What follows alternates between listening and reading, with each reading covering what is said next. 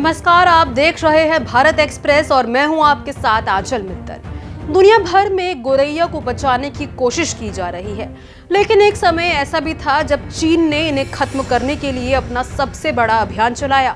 यह अभियान उल्टा पड़ गया, देश में अकाल के हालत बने, 4.5 करोड़ लोगों की मौत हो गई। विश्व गौरैया दिवस पर चलिए आपको बताते हैं पूरी कहानी। कभी आपने सोचा है कि छोटी सी चहचहाने वाली गौरैया भी नुकसान पहुंचा सकती है? नहीं ना, आज हालात ये हैं कि ये प्रजाति लुप्त हो चुकी है और इसे बचाने के लिए अभियान चलाए जाते हैं। लेकिन एक वक्त ऐसा था कि चीन में तो इन्हें मारने के लिए बहुत बड़ा अभियान चलाया गया था। लाखों गोरैयों को निशाना बनाया गया। चीन में माओ त्से तुंग के आदेश के बाद इनका कत्लेआम शुरू हुआ। इनकी संख्या इतनी तेजी से कम हुई कि देश में भुखमरी के हालात बन गए।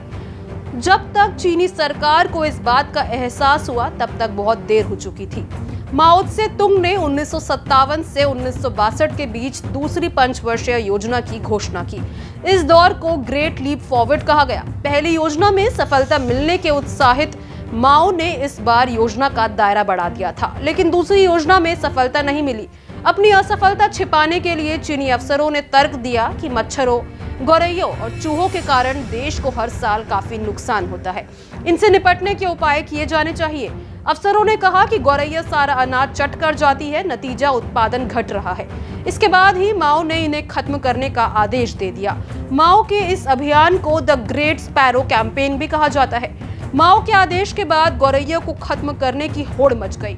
अधिकारियों ने तरह तरह के तरीके अपनाए। छात्रों और नौकरशाहों को मिलकर 30 लाख लोगों की ऐसी फोर्स बनाई गई जो सुबह 5 बजते ही गौरैया के साथ सभी छोटे पक्षियों को नेट में फंसाकर गिराना शुरू कर देती। ऊंचे ऊंचे बांस के सिर पर गोंद लगाकर खड़ा किया ताकि उस पर बैठते ही पक्षी चिपक जाए और दोबारा उड़ने के लायक ही न बचे।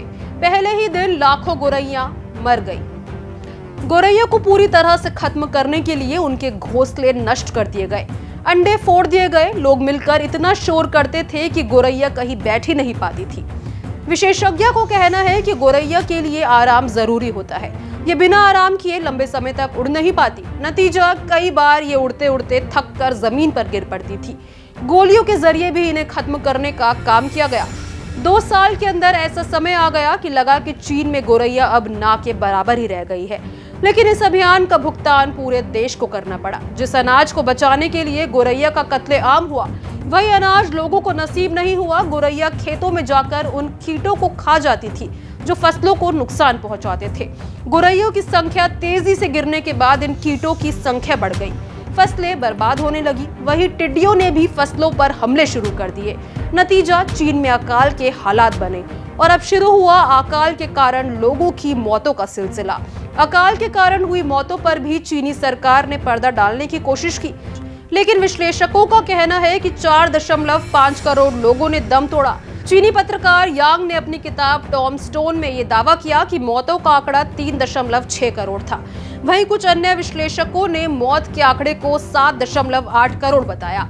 ज्यादातर के आंकड़े सरकारी आंकड़ों से काफी ज्यादा उलट थे। इसे चीनी सरकार का सबसे बुरा अभियान भी कहा जाता है।